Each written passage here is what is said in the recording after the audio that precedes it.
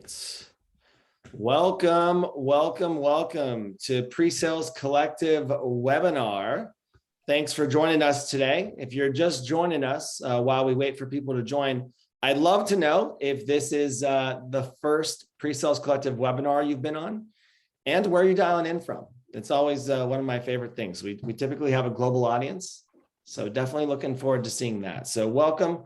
Go ahead and in the chat, let us know where you're dialing in from and if this is your first webinar. First, welcome Cameron, Kansas City. Good to see Midwest on here as well. Rhode Island, Phoenix, New York City. Lots of firsts. I like to see it. UK, nice. There's our global representation. Chicago Burbs. Hey, Nate, from the other Chicago Burbs. Nice. Toby, Cleveland. Some names that I know, some first timers as well. Perfect. Welcome. Rob, welcome. Rhode Island, New Jersey. Wow, East Coast is really represented today. I love it. I love it. All right, New York City, UK strong today. It's the weather. Yeah. Love it. Love it for sure. Okay. Again, if you're just joining us, welcome to the PreSales Collective webinar. We're going to get started here in just a moment. I would love to know where you're dialing in from and if this is your first PreSales Collective webinar.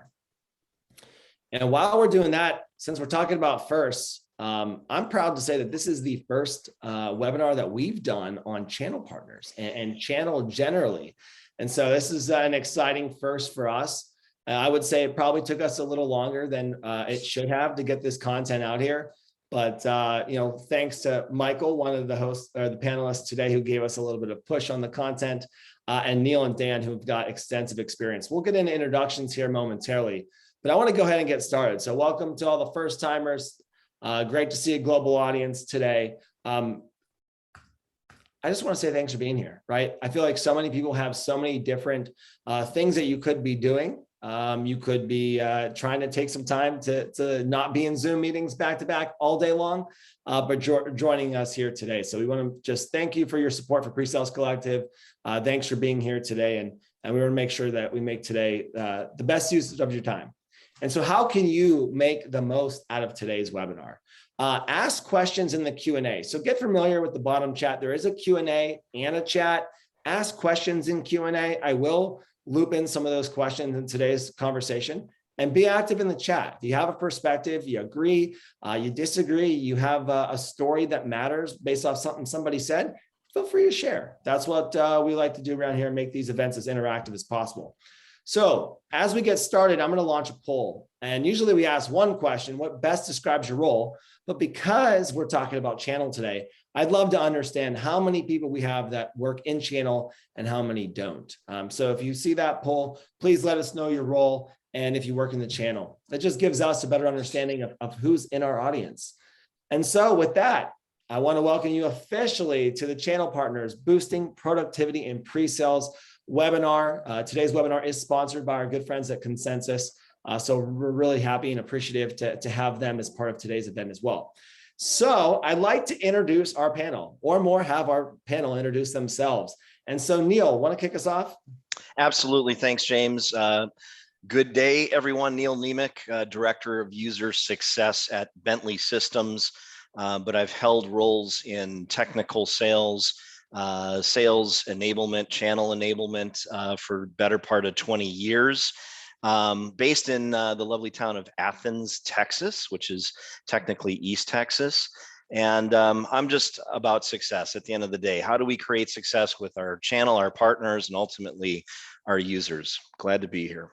That's great, Neal. Welcome. Thanks for being here. Dan. Perfect, James. Thanks. So Dan O'Brien, I'm actually new to my role. I've got about 20 years of experience in pre-sales at EMC and Dell before I joined Presidio Technology Solutions. So at EMC and Dell, I ran our global pre-sales team. I ran our North America pre-sales team, all of which included direct and channel sales, so pre-sales. So now it's kind of interesting for me to be working for a channel partner and leading the pre-sales team at Presidio. So great to be here today. That's awesome, Dan. Thanks and welcome. And Michael, last but not least. Hi guys, Mike Slater. I'm the pre-sales director and partner enablement director at SureWeb. I have been in this industry probably for the last, I'd say 8 or 9 years on and off. I took breaks. I had to learn how to sell because I originally came from just a support background. So that was always an interesting part of my role. Based out of Montreal, Canada. So I saw a couple of other people I know. Shout out to Jared. He's one of my favorite pre-sales guys in Canada right now to speak with. And I am in charge of both the pre-sales action and the enablement action for channel partners, which I'm super excited to talk about today. Fantastic. Thanks, Michael. Welcome. I have to admit, Jared's comment about is Toronto part of Canada got me chuckling over here. Yeah, I know. I see him causing trouble in the chat. I'm not surprised. So love it. So to make today's session more interactive, I'm going to go ahead and stop sharing the slides. But as you can tell, we have a group of people here who really understand channel, right? Who really understand this topic. And actually, of our audience, only 30% are in a channel role. So this will be a new conversation for a lot of people. And I'm going to be the first to admit that this is a learning lesson for me. I don't have a ton of experience in channel. I try to do my homework as much as I could to make sure today's session is a good one. But this is a great topic to continue to talk about because I think it's becoming more and more prevalent in so many organizations and tends to be a bit of an unknown, right? And so those are some of the things that we want to uncover and solve in today's session. So let's kind of just start off with some basics. Like, let's talk about the hardest part about your job, because there's a lot of components when it comes to channel. So Mike, why don't you start us off? Sure. For me, I think one of the hardest part is, and it's kind of the classic leadership challenge, right? Which is, how do you lead from an ivory tower that you may or may not accidentally put yourself into, right? And balance out with the reality of the situation. But when you deal with channel partners, it's like you also need to understand not how your business works, but how their business works. And you need to be intimately familiar with that. And I think it's one of those things that I have to ongoingly push myself to be aware of and continue to push myself to stay 1 foot in their reality at all given times to really enable them to do the best they can do. Yeah. Michael, that's a good perspective, right? Like not only understanding your business, but their business, right? And the ivory tower is a great example. Dan, how about yourself? Yeah, I'll give you 2 different views because I just came from a vendor and now I'm at a channel partner. I think when I was at a vendor, the hardest part is, I found that my team would automatically assume, since we had a partnership, that meant that particular partner had a preference for our technology. And the reality of it was, whether you're selling to a customer or a partner, the outcome's the same. We need to get a technology preference or a technology win, as I called it, where they truly are bought in. And it's even more important in the channel business where your asset is your people. Now, I'm on the other side now, and I've got OEMs coming to me, looking for my time. And I'm sitting here saying, I could do a transaction with over 1,000 different OEMs, right, to bring technology to my customers. And as we start to navigate that, not only is it skills, is it quoting, is it systems, but every one of them has a unique program with a unique set of technical requirements, with a unique set of certifications. Then I now on my side have to balance, how can I make sure that I do that in the right way, but also maintain preference for a smaller number of partners, because I need to have an identity, right? And that's, you can't just be everything to your customers. You need to have identity of what you're good at. I think that's the challenge on the other side now that I'm trying to figure out how to balance. Yeah, Dan, great perspective. And the SE in me wants to continue to ask you guys questions, but I know that we have time. So, Neal, how about rounding us out on this question? Well, I want to jump off of what Mike said originally, and I would say it in the art and science of the partnership that exists. That has to be front and center, right? So, I mean, you can roll out processes and programs for the channel, right, which is great. But if you're not trying to constructively influence them, and that starts with what's in it for you, I see a lot of programs and initiatives failing as a result of that. So you really need that critical leadership component there. But I would dovetail onto that a little bit of what Dan was saying is, how do you enable your channel? And they're all going to be different. They all have their own unique business, and they're all trying to differentiate. And so how can you in one fell swoop enable them from a pre-sales standpoint to drive their business, which ultimately, will drive your business? And that's art and science to do that. Yeah, and Neal, maybe let me dig on that, right? Would you say, and I don't want to make any assumptions here, but is that one of the most challenging parts of your day-to-day on making an impact on the channel is the enablement of things? I think it's Sorry. Yeah, I think it's influence and enablement. And those two things I think overlap quite a bit. Because if you're trying to enable them and they're not bought in to whatever the initiative or the process is, it's not going to happen. And vice versa, if you do have that buy-in, but you have weak enablement practices behind that, that's not going to happen either, right? So those two things have a lot of interplay. Wow. Okay. I appreciate that perspective. Dan, do you have any perspective on the challenges on when it comes to impacting the channel sale? Like, is there a root cause? Like, can we narrow it down? I'm sure we could talk all day on this specific question. Well, let me give a stat that is written, eye-opening to me, right? So let's say we did $1 million transaction with a partner, with a technology partner. We do 15 points of margin. That's $150,000. You think about what you need to support a transaction. You need a seller, you need a pre-sales engineer, you need a delivery engineer. Maybe they're combined. Maybe you need a project management function.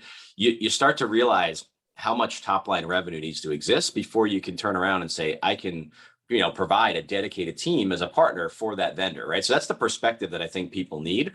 But I would tell you that the challenge that I find so often is it starts with, you have to go get enabled, right? And people come in, your engineers need to be trained. And from my perspective now, where I'm sitting here, is I would actually say, well, let's go create a pipeline of revenue, because I have something that mutually is valuable to us. I've got access to customers and resources. So let's go create that pump and prime the well and get that moving, and not necessarily make enablement the first thing that we have to do, but get a reason to want to go drive enablement and be okay with the role that the channel partner plays changing throughout the life cycle of the relationship. Yeah. And that's, I want to come back to enablement, right? I want to actually maybe take a little bit of a step into the sales process perspective, sure. Right? So Mike, let me ask you this question, right? Like, when do resellers or the channel typically engage pre-sales in their own sales cycle? Yeah, it's a great question, because there's so much variety in that answer. So if you talk with Dan, so if I was to make an educated guess about Dan based on, what he just said in the last 5 minutes, he has pre-sales team, right? He has somebody available to do this kind of work. Channel partners, unless they're of considerable size and they already do that vertical really well and they are adopting a new product, maybe don't even have anybody there, right? Because they could be like, wow, market demand has shifted. I need to add this new LOP to meet the demand from my clients. So they go to procurement, they say, hey, technology partner, this looks awesome. I want to sell this. And then the catch is, but hey, I have nobody available that actually understands how this works beyond the first 10 feet.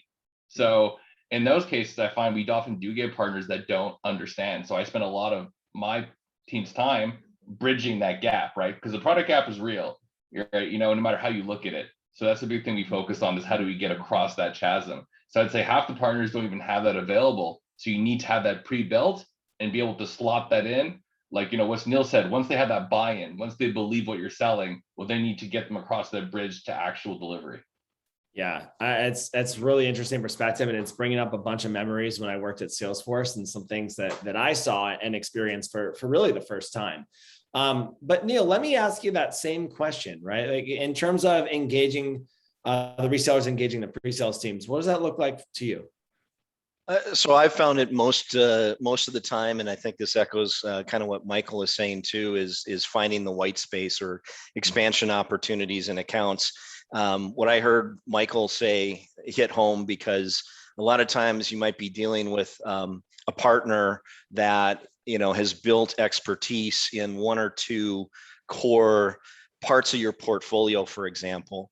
And as more solutions come out and there's adjacent opportunity there, they might not have the ability to have the conversation to qualify it. They may not have the technical expertise yet, or it might be completely opposite to their business, but you still want to give them the opportunity to qualify and sell in that market space. So again, I'll go back to enablement.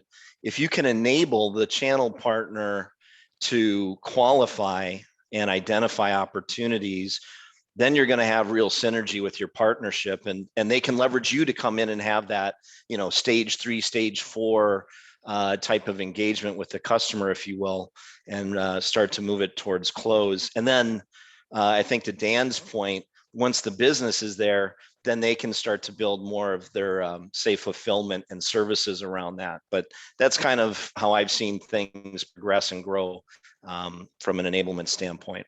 Yeah. And let's dig into this, right? I see a couple questions in the Q&A. I've got a couple questions in the chat as well. So, Mike, something that you mentioned, right, was something that resonated with me in my time at Salesforce, right? I was working in manufacturing, and manufacturing, Salesforce CRM was a totally new concept to manufacturing companies. I believe it. Yeah. And so we actually had a couple of partners that had SEs that used to work on our team that went over to them. And when we were introducing partners, there's already, a lot of education that had to happen. I was obviously relying on the people that used to work for me or work in my org because they understood, right? And when it comes to enabling the channel, we had a preference, right? Because they knew the customer, and you didn't want to necessarily risk the business, right? You don't want to bring a partner in that essentially didn't know the customer well enough, and the deal kind of falls flat, right? And is it our fault? Is it their fault? And so Jason Pope asked a question, and maybe let's start with Mike, right? Jason said, like, how do you stop your partner SEs from just becoming trainers, right? And like true enablers of your product, and really probably an extension of your team. And so what do you think there?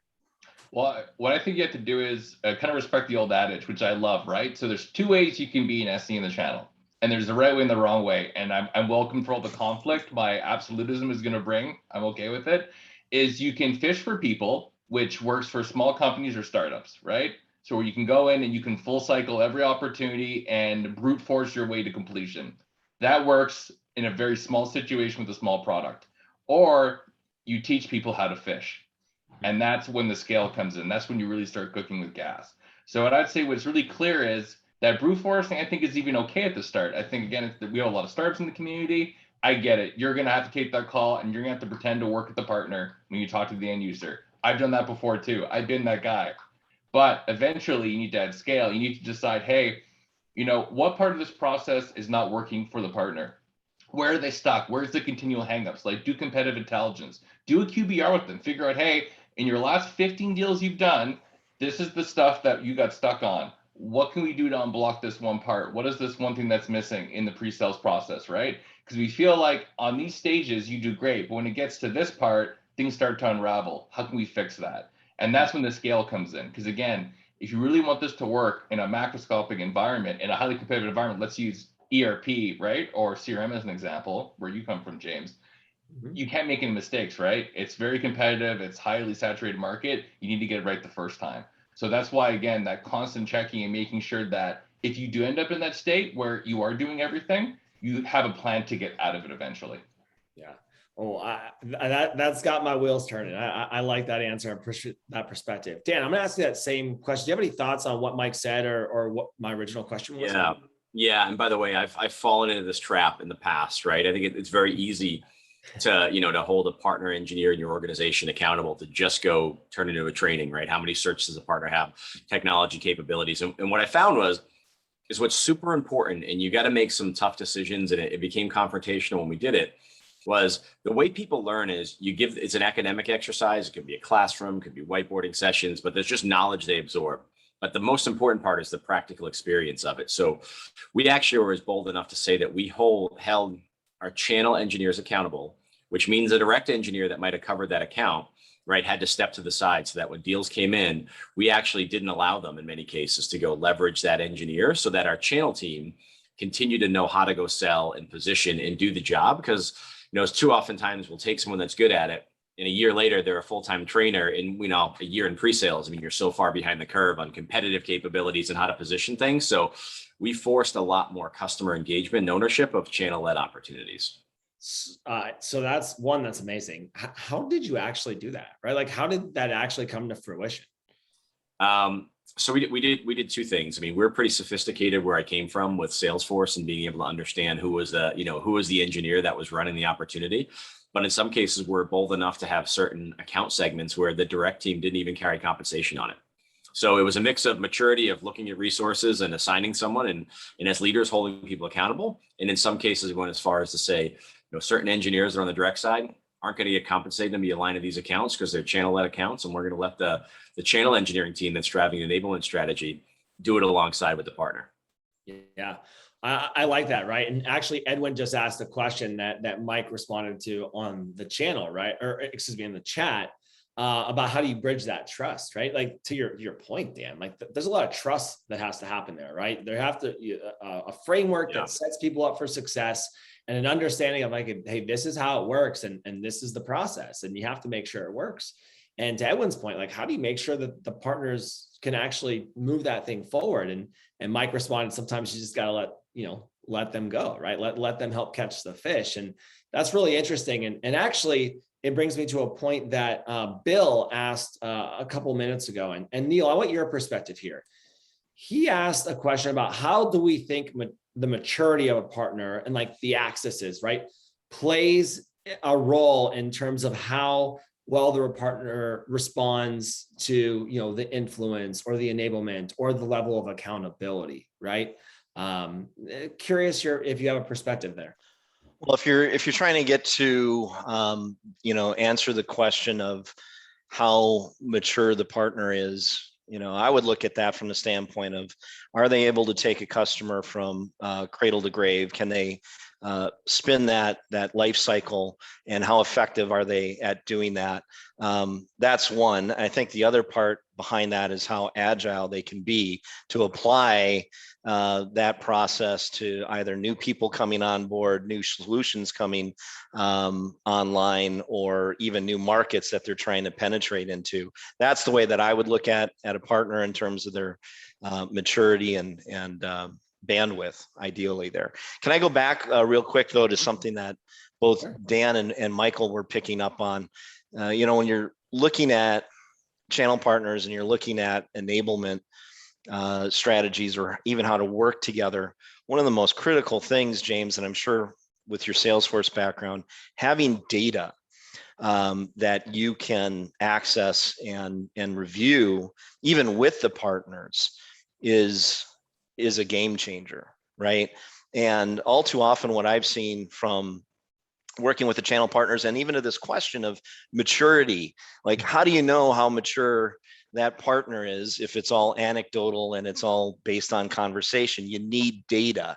So whether that's data to pre-sales pipeline, whether that's CRM, you've got to have some information that you can use as the litmus test to working with them. And mic drop here, when you bring that into the conversation with the partners and you actually coach them, kind of like what Dan was saying, if you have that partnership and you use data behind it, I think you get a real effective synergy moving there.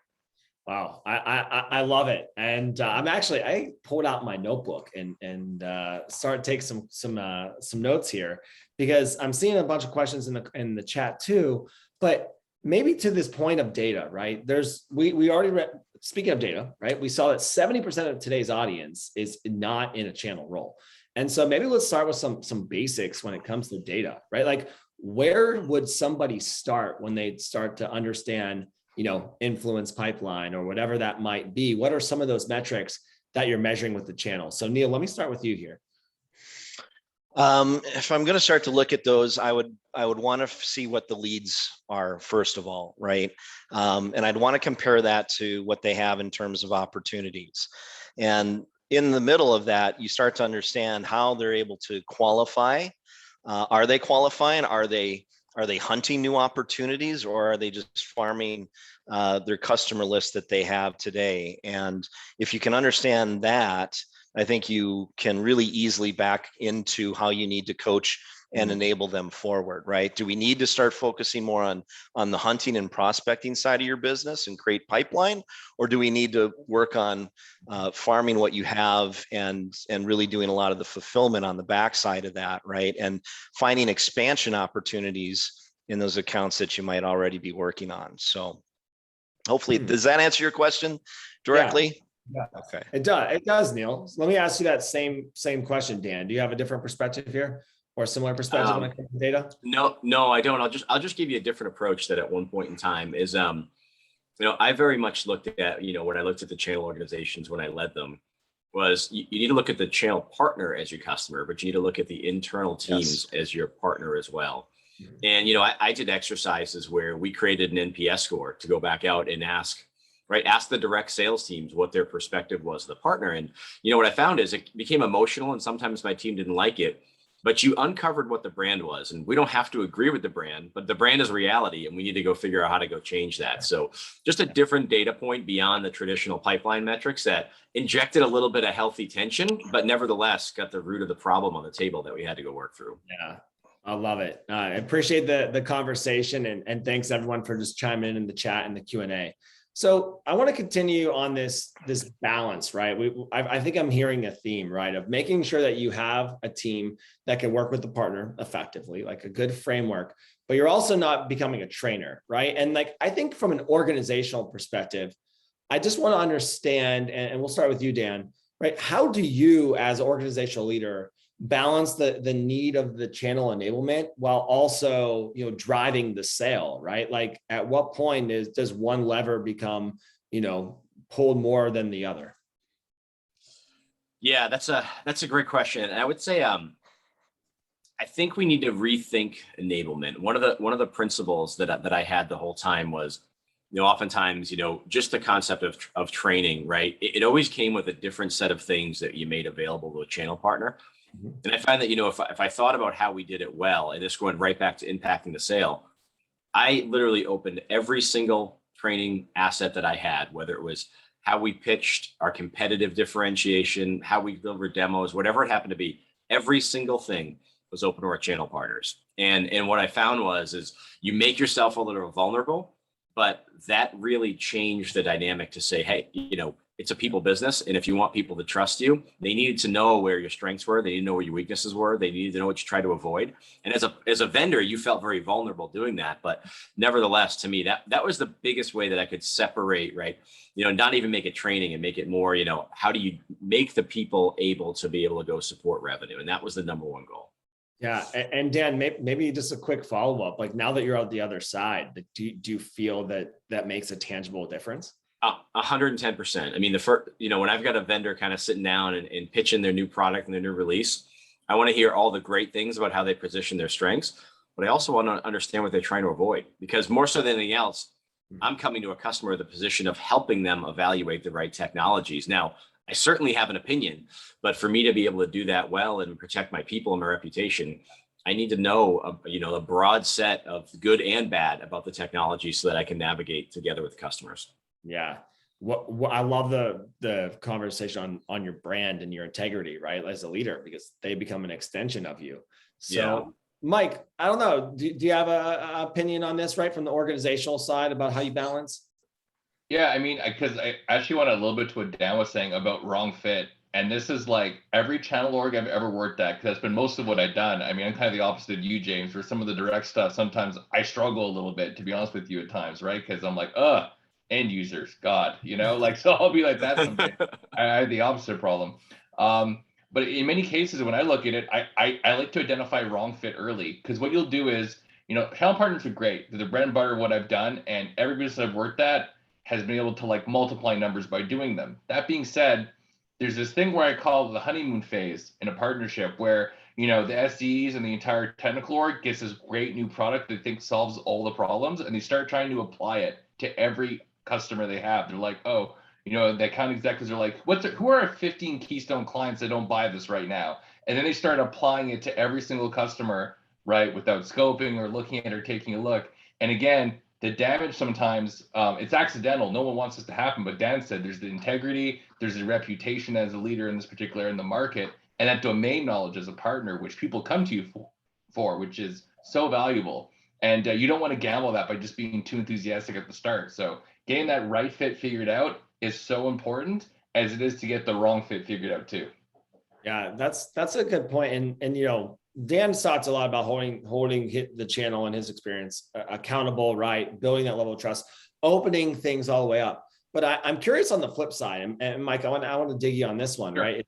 What happens when partners are reluctant to share information, right? Like you as the company, you're like, hey, here's everything. I'm operating transparency. Let's work together. But then they're guarded and gated. Like, it's your deal that you're forecasting, right? So yeah, so many. So and that's honestly, I'd say probably one of my biggest pet peeves I have, because again, and I get it, because there is this thing, and maybe Dan can comment on afterwards, which is like, do sometimes vendors go direct? And the answer is yes, they do, accidentally, right? So there's always that kind of fear.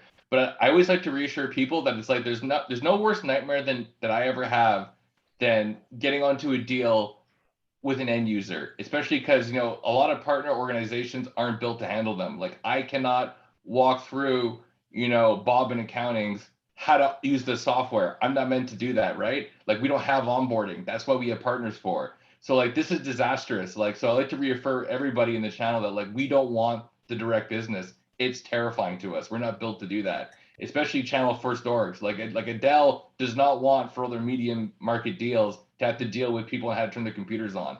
That's why you want to go with MSPs, partners to do that, right? So I would say that it definitely is bad. It hurts everybody. It hurts the vendor. It hurts the partner. It's generally a negative experience. And I can guarantee you that it's like most of the sales reps are managing hundreds of opportunities at any given time in a channel org. A channel AE is just overwhelmed.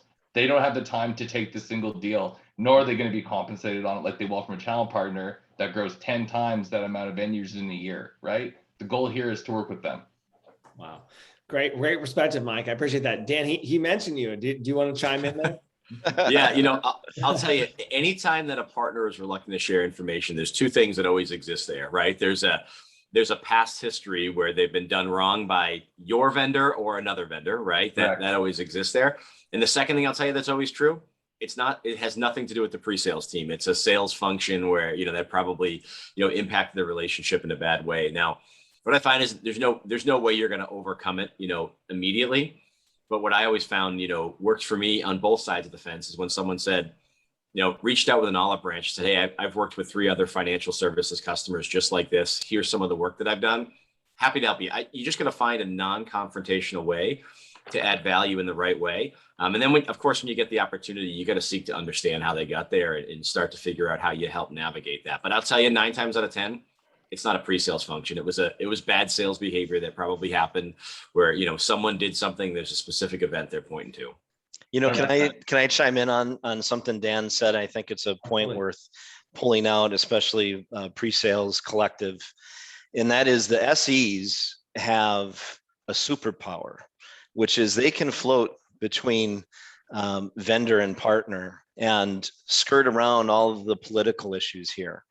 And there's a lot that you can do by bringing SEs in to your partners and helping to repair some of those relationships, because they're almost always welcomed. Their help and support is always appreciated.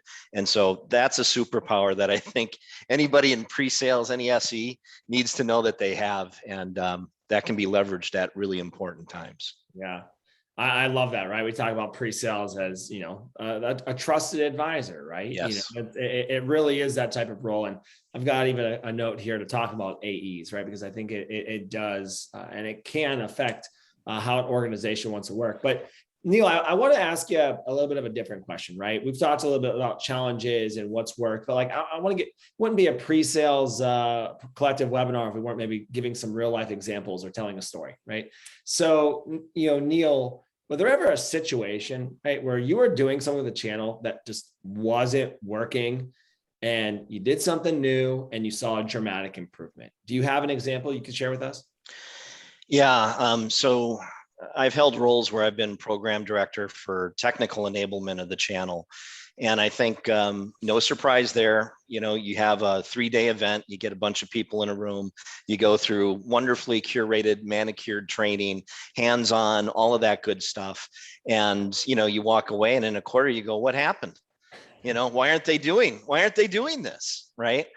And I think the lever that switched for me, and it's not rocket science, but it does, there's a cost of time and resource, and that is the coaching aspect.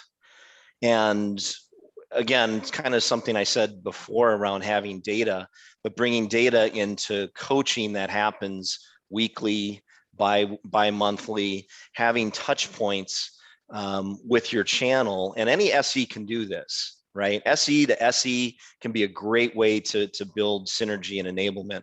But that coaching, I don't think you can underestimate the power of that when it comes to working with channel. Yeah, that's an awesome perspective, right? And as you continue about using data, right, and building, as Mike said, that gap, right, bridging that gap, these are things that you could do to do that, right? Can I finish that story with just one little statistic? So within 1 quarter of having this kind of active coaching with data behind it, and this was pre-sales qualified, demos, created a $5 million pipeline. And this was at the beginning of 2020. This is right when COVID was happening, and that changed the game, so. Love the use of data. Thanks for that, adding that. Yeah.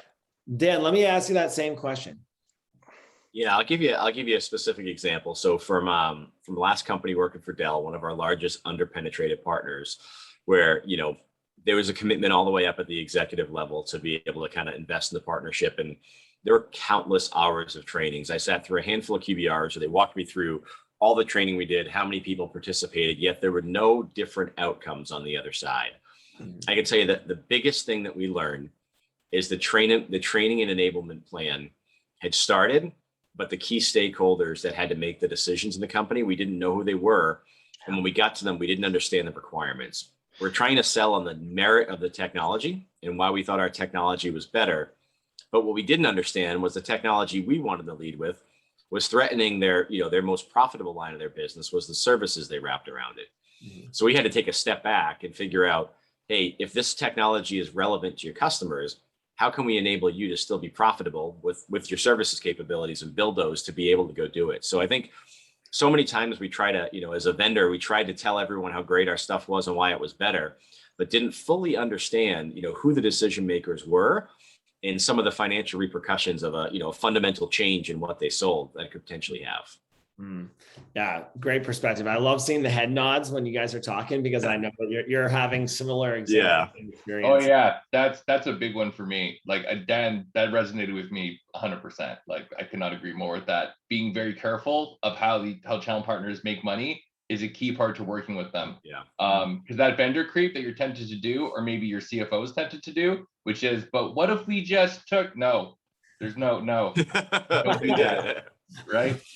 Can I chime in on that? You just got me triggered, because I was listening to Dan and Michael, and they're both kind of talking around this point that I've always said there's like the tale of two channels. There's one that sells 80% of the time, and they do fulfillment and services 20% of the time. They're kind of like the mini me of the vendor. And then there's the other ones, which are exactly opposite. They're 80% services, training, delivery, fulfillment, and 20% pre-sales, right? Building the pipeline. And unless you know what your channel is, or what bucket, like Michael was saying about right sizing or right fit, then everything else becomes at risk for just what you heard. You'll be throwing a bunch of enablement out there, and it's not gonna happen. Yeah. Well, I appreciate you jumping in and adding that, Neal. It's a great point to add in.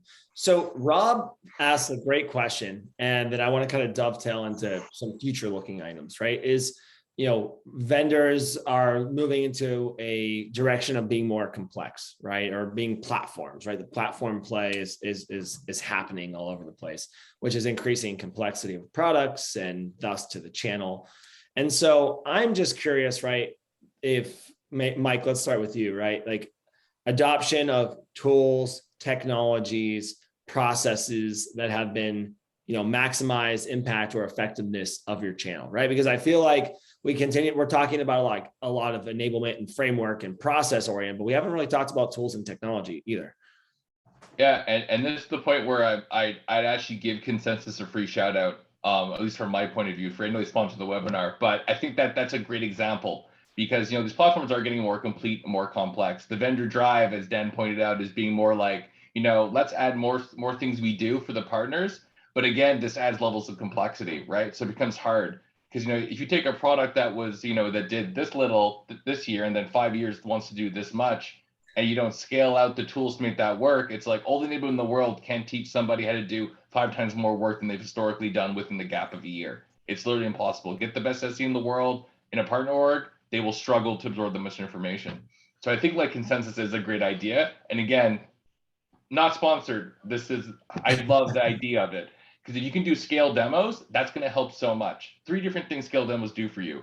First thing that it'll do is it'll let you go in there and root out people that are just dreamers, right? So people that just either as a vendor, if you walk in, you want to see you serious. If somebody won't sit through a video demo before talking to you, they're not serious about having that conversation with you in the first place. The second thing you could do is you can do the same thing with your clients, right? So an org that's trying to decide right fit, right? That's in that stage of who are customers, who we're going to. If you just make a little barrier, well, a potential client has to watch this tailored custom demo to see if they're interested, and they won't even do that. Probably not worth us talking to this guy about the product at the end of the day. We'll just maintain current businesses. And the last thing is that frees up your guys' time. And this will free up everybody up and down the channel. It'll free up the partner SE and the individual SE of the person at the vendor. So this fixes everything. So definitely a big advocate of adding tools. I think that's a fantastic one to add to the stack. I'm in the process of doing it myself, which is why I bring it up. That's awesome, Mike. And thanks for giving us that perspective, right? Because I think even with PreSales Collective, we continue to talk about scaling pre-sales and moving this role from, the demo jockey or demo monkey, whatever you want to call it, right? And, in my experience, right, we're talking about even on the direct side, like companies are struggling to scale their teams. And so when we talk about like resellers and channel partners and the ratios that exist there, I get anxiety, right? Like I'm like overwhelmed with the amount of relationships that have to be managed and monitored. And so I love the idea of introducing, tools that will help, scale essentially the teams, right? And find out the qualification of things. So I like that you broke it down like that, Mike. Neal, Great idea though, James. Just to add something you just terrified me with, you made me realize is, that ratio thing. If I add partner sellers to the ratio I have, it is horrifying. Thank you for that nightmare fuel. I'm glad I could help out here. Neal, your perspective on this question. I mean, I'll pick it up where Michael was. So I've got some experience with consensus. I think there were 2 things that really made it stand out. One is the automation capability, right? And anytime that you can automate something, you're going to give time back to your sales force. And SEs aren't cheap; their time is valuable, and anytime you can give more time back to them, that's a win. The other part of automation or demo automation that I saw was the enablement of the channel, right? Which is what we're talking about today. Being able to replicate quickly and give this to that partner that is 80% services and they're selling only maybe 20% of the time. How good are they at selling if they're only doing that 20 or 10% of the time? So by augmenting their ability with a tool, a platform like that, like Consensus, I think it's a game changer, Yeah. I like that perspective, Neal. And I wrote down about the 80-20, right? So I actually want to ask Dan a specific question, but Neal, let me ask you first, if you could maybe level set with the audience a little bit more about like, what would a channel partner company that is doing like 80%, 20%, what does that look like? Why does it actually matter? Well, it matters because, as you're building out a channel program and building a channel network, a lot of times you are going to need, for the reasons Michael said, the complexity of platform entering the equation. You need a fulfillment arm behind you, right? So in some cases, you need those partners that are just driving the services, the training, the fulfillment, the implementation services around your solutions, and vice versa. As you start to bring new solutions into the marketplace, you need those partners that are just adept at having the sales conversation, and they've got the best of breed of a sales force to build pipeline for you. And so you need kind of both of those dynamics within your channel, and you need to know who they are. You need to know what the difference is between those channel partners and enable them correctly. Yeah. And so thanks for adding that, Neal. Dan, have you seen a shift, right? Because we're starting to see some companies are moving to like consumption-based models for the SaaS sales, right? So I'm curious your thoughts on how that's changed your interaction or enablement of channel partners. Yeah, so I'll tell you, being at, I was involved in a project before I left my last company where I was, providing that to our channel partners, and now I'm in a spot where, I'm seeing what it's like to consume it as a channel partner. Here's what I'll tell you, that shift to the, as a service based model for a channel partner is incredibly attractive. Not having products that we sell to our customers, having something that allows us to create an ongoing annuity stream is huge. We're all privately held, and even for the ones that are publicly traded, having a balance of non-repeatable revenue versus repeatable revenue is huge, right? For the strength and the financials of your company, for planning purposes, for budgeting. Now, I'll tell you the scary part about it for us, though, is that generally when you go to a more of an as a service consumption, it changes the traditional services that you provide to a customer, right? So if you're not, if more of that capability is provided by the vendor that provides the technology, it can be a threat to a channel partner if they can't quickly adjust the services that they provide to their customers to add value. Now, generally speaking, right, we're pretty adept at it, but I think that the successful partners that have our attention and have us going all in, when I say partners here, the successful vendors, right, for me now, are the ones that are doing it in a way where not only can we capture the recurring revenue, but they're thinking about a services first led engagement. And I think it's super critical because we're not going to go magically sign up a bunch of new customers that have never done, transaction before. Probably going to start with our install based customers. So not, disrupting the relationships that exist today and allowing the channel partner to provide services, I think is key to the success. Yeah, thanks for giving us that perspective. And let me ask you one specific question, right? Is, we had talked about this ahead of time as a group, right? And so I feel like I'm trying to understand and maybe help the audience understand a little bit more about like the common obstacles in that rollout, right? Like, why does this 80-20 actually matter? Because, like what are some of the challenges that are being faced, and like why or how does it affect the pre-sales team? You mean challenges from a customer perspective, James? Or yeah, challenges like especially in that services model, right? If the services team is, you've sold through the channel, customers now purchased, right? And the services team, whether they're 80-20, one way or the other, right? Like you're going to run into potential issues, right? And I assume just like we're talking about issues with sales, we'll have issues in the implementations. Like what are some of those typical challenges that happen? Yeah, it's a great question, and I see it happen all the time. And I think I could go on for listed for hours and hours and some of the things that happen. But here's what I tell you is how we can go lead through them, right? I would say the first is you need to engage early and often, right? Regardless of, whether you're as a vendor, you're going to drive the majority of the work, right? If the channel partner is going to play a role, you need to engage early. I think the second part is you got to communicate throughout the entire process. And the single most important thing where I see, projects through that go wrong is we don't have a joint documented agreement of the expectations for the customer and the expectation for the work that the partner as well as the vendor are going to provide. Like anytime I look through any challenge we've had, whether it's around these new consumption models, whether it's around traditional sales, we didn't do those three things well. Yeah, that's awesome. And I appreciate that, Dan. So we've gotten some great thank you for your perspectives here. Like I really appreciate where we've gone today. And I'm going through the chat and the Q&A because there's been some really good questions. And again, I want to maybe, as we close, talk about a couple of table stakes, right? Like where do and how do people get started? And so one of the questions that I saw earlier was, what skills make up a great channel partner SC? And so Mike, let me ask you that question. What's your perspective there? So what I look for, and again, this is the majority of what I have on team, so it's a great question to ask me, I think, is what we really look for is the ability and really just baseline emotional intelligence, right? Because at the end of the day, especially with channel partners, they tend not to have the size of like larger companies, like a Salesforce being an example we're using for most of these, right? Gigantic multinationals. A lot of partners, like Dan pointed out, are private, right? Smaller companies that tend to really have a lot at stake. This is, real people's money, real people's lives, real people's reputations. And there's no like, oh, I'm just going to go do this next year. No, this is the one thing that they do. They might, usually channel partners that been in the game this long are very successful in their family businesses, at least more often than not, when you look at it.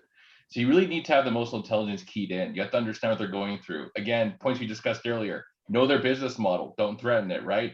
find out the gaps, be able to identify what your channel, like, is it 80% this way, 20% that way? Kind of like what Neal mentioned, right? You need to really have that understanding. And I find that an SE that has high emotional intelligence will be the most successful in the role versus anything else, because at the end of the day, it's a partnership, right? And that's the way I look at it. Wow. And that partnership is key to nurture. Neal, do you have something to add? Well, I'm just going to say, wow, he led with emotional intelligence. And I think that's outstanding. Drop the mic on that one, Michael.